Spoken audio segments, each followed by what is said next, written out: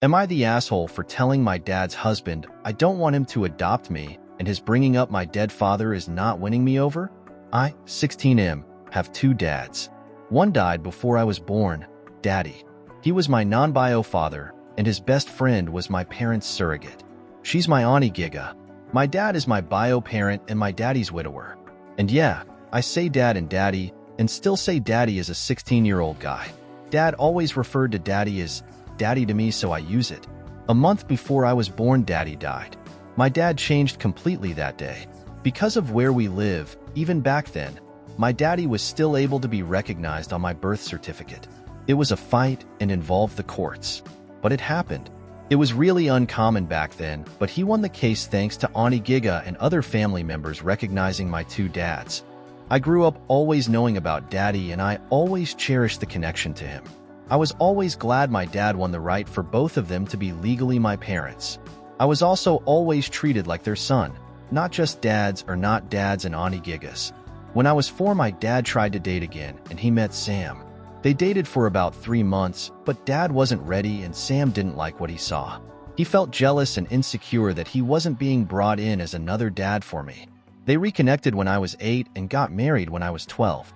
My relationship with Sam is complicated and weird, and he wants to adopt me. But I don't want him to be my dad. I don't want to be adopted by him, or to have him take care of me if I become an orphan. He has always made it a point to bring up the fact daddy wasn't my bio father in the first place and how legally it was a miracle he's even on my birth certificate. I hate it. It feels so gross. He has told me at least I'll know him, while daddy is someone who's just saintly in my mind because I wasn't allowed to process only having one parent.